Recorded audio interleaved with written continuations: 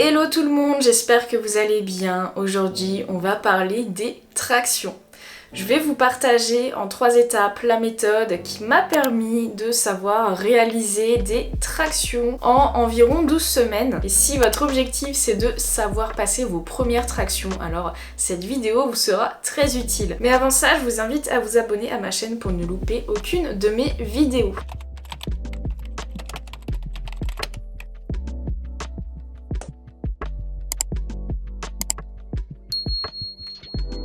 Donc je vais vous parler des 3 étapes qui sont indispensables pour apprendre à faire des tractions proprement. La première étape, ça va être de renforcer les muscles qui sont sollicités lorsqu'on fait des tractions. Et oui, les tractions, c'est un exercice difficile parce qu'il demande quand même pas mal de force. Et si nos muscles ne sont pas suffisamment développés, c'est normal qu'on n'arrive pas à décoller lorsqu'on essaie de faire une traction. Quels vont être les muscles qui vont être impliqués dans la réalisation de cet exercice? On va avoir bien entendu les muscles du dos, le grand dorsal notamment. On va avoir également les deltoïdes postérieurs, donc l'arrière des épaules. On va avoir un petit peu les biceps et la sangle abdominale également va être sollicitée lorsqu'on veut faire une traction propre. Donc on va devoir renforcer ces 4 groupes musculaires. Avec quoi? Avec des exercices de musculation tout simplement. Donc là je vais vous donner des exemples d'exercices que vous pouvez réaliser pour renforcer ces muscles-là. Pour le dos, si vous avez du matériel chez vous ou si vous vous entraînez en salle de sport, vous pouvez faire du rowing à la barre. Donc pour cela, il faut se pencher le plus possible, donc en gardant le dos droit bien entendu. On gaine un maximum les abdos et là on va tirer la barre vers son nombril. Attention, lors du tirage, on ne tire pas avec les biceps, mais on tire avec le grand dorsal, donc cette zone ici en fait. En gros, lorsque vous tirez la barre, vous allez essayer de resserrer au maximum vos omoplates. Vous avez également le rowing bûcheron, donc là ça se réalise avec un haltère et on s'appuie quelque part avec l'autre main. Donc moi pour ça j'utilise un banc et donc là, même principe que pour le rowing à la barre, on va venir tirer l'haltère grâce au grand dorsal, donc cette zone ici, et non avec le biceps. Et bien sûr, on se laisse pas tomber, on contrôle vraiment le mouvement de A à Z. Autre exercice qui n'est pas si facile, mais qui est un petit peu plus facile que les tractions, ça va être les tractions horizontales. Donc pour ça, vous avez besoin d'une barre.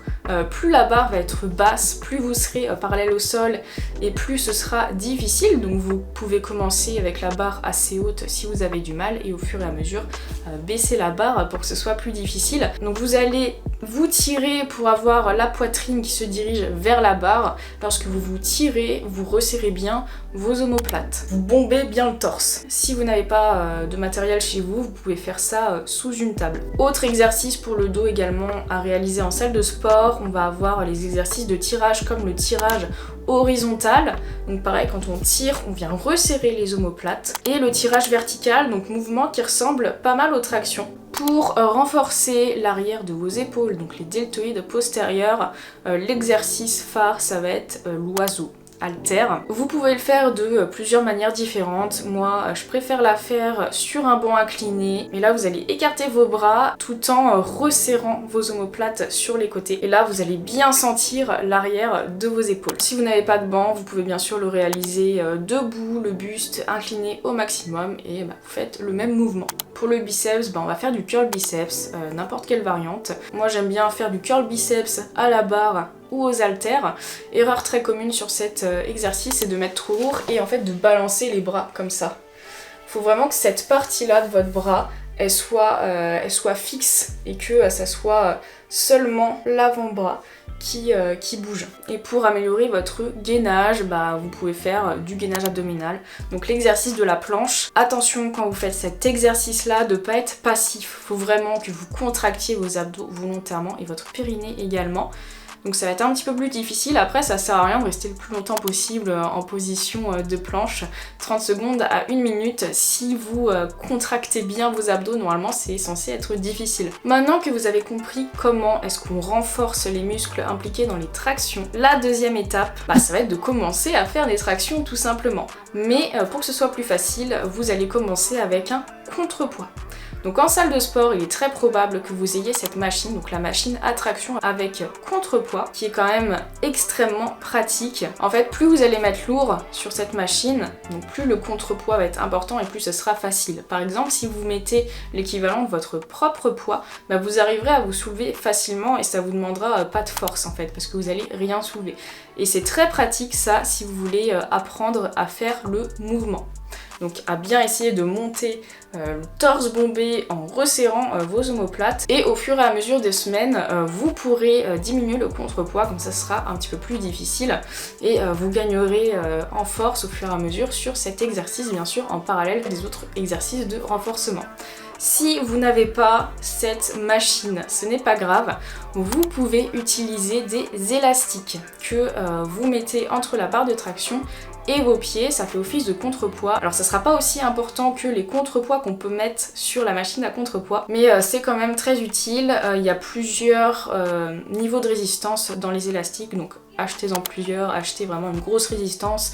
Ensuite, quand vous êtes à l'aise, vous passez à la résistance moyenne, et puis ensuite à la résistance légère, jusqu'à ne plus mettre de bande de résistance du tout. Vous pouvez également additionner les bandes de résistance et que ce soit plus facile. Avec les élastiques, ça va être un petit peu plus difficile qu'avec les contrepoids, ça va vraiment plus se rapprocher des mouvements, du vrai mouvement des tractions, parce que là vous allez vraiment engager votre sangle abdominale, donc là vous devez avoir un gainage en béton pour pas vous balancer. Si malgré les élastiques vous n'y arrivez pas, c'est pas grave, ça veut dire que vous manquez de force dans vos muscles tout simplement, donc il va falloir continuer à faire des exercices de renforcement, essayer de tout donner pour prendre de la masse musculaire au niveau du haut du corps et donc gagner en force pour vos tractions. Troisième étape à faire en parallèle de l'étape 2 bien entendu.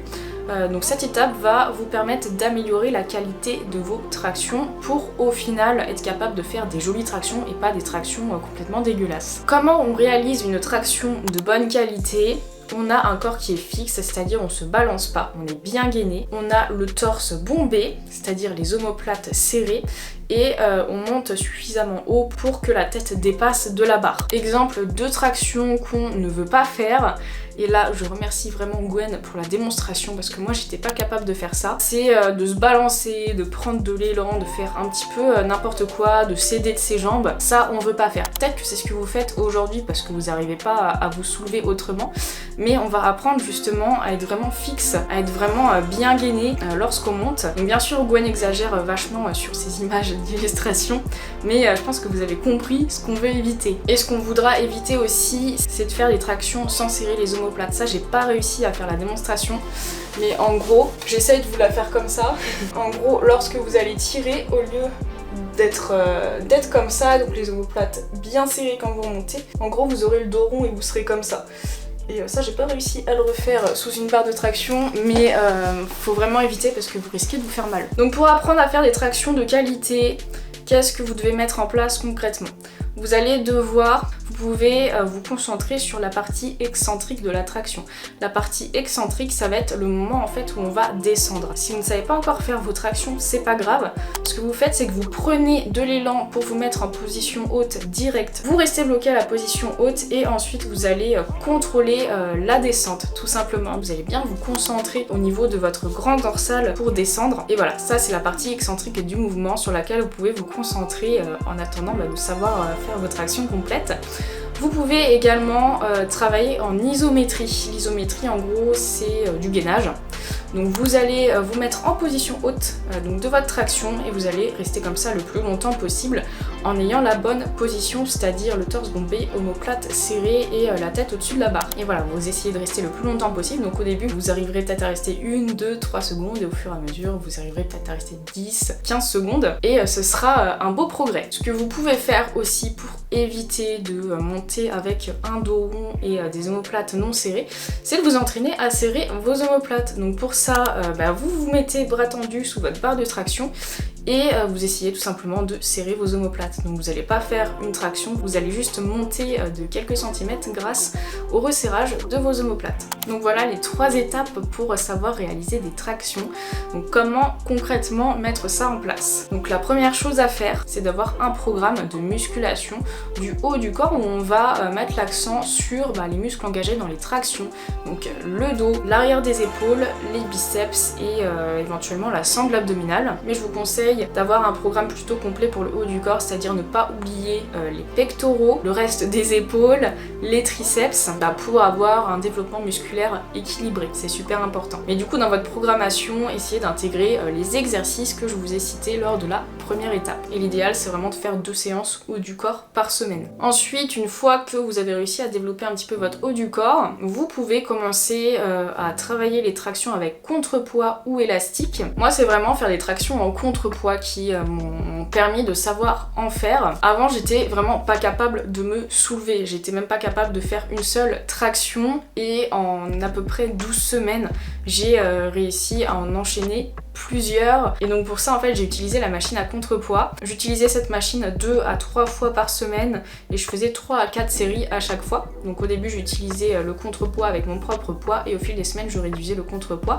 Et à chaque fois, je faisais entre 6 et 10 répétitions. En fait, c'était mon max de répétitions que je pouvais faire avec le contrepoids que je mettais. Et donc vous pouvez commencer à faire ça ou alors faire ça avec des élastiques si vous n'avez pas la machine. Et quand vous êtes prêt, diminuer le contrepoids, donc en élastique ou avec la machine que vous mettez jusqu'à savoir réaliser votre première traction. Et normalement, si en plus de ça vous appliquez les conseils de l'étape 3, donc travail excentrique, travail en isométrie et travail du resserrage des omoplates, normalement vous saurez faire de très belles tractions. Donc voilà, les tractions, c'est un exercice difficile qui ne s'apprend pas du jour au lendemain, qui demande un certain temps de renforcement du haut du corps, mais si vous appliquez vraiment tous ces conseils, vous y arriverez à coup sûr. Si vous voulez un programme prêt à l'emploi qui vous permettra de savoir faire des tractions, je vous conseille mon programme Grow and Get Fit. Alors on n'entraîne pas que le haut du corps, c'est vraiment un programme équilibré. Il y a 4 séances par semaine, 2 haut du corps et 2 bas du corps. Et justement lors des séances haut du corps, je vous apprends à faire des tractions. Parce que vraiment les tractions c'est un exercice de base en musculation que pas tant de personnes que ça savent faire et c'est dommage parce que c'est vraiment un exercice très complet, certes très difficile, mais avec de l'entraînement, ça paye et on finit par réussir. Moi, à force de m'entraîner, donc je suis passée de 0 traction et aujourd'hui je peux en enchaîner 12 à 15 selon les jours. Donc voilà, comme quoi on peut partir de 0 et devenir très doué à force de s'entraîner. Donc si mon programme Grow and Get Fit vous intéresse, le lien est en description de la vidéo. En tout cas, j'espère que cette vidéo vous aura été utile. Dites-moi en commentaire votre plan d'attaque pour réussir à faire des tractions, histoire qu'on se motive tous ensemble. N'oubliez pas de liker la vidéo, de vous abonner pour soutenir ma chaîne et on se retrouve très bientôt pour une nouvelle vidéo.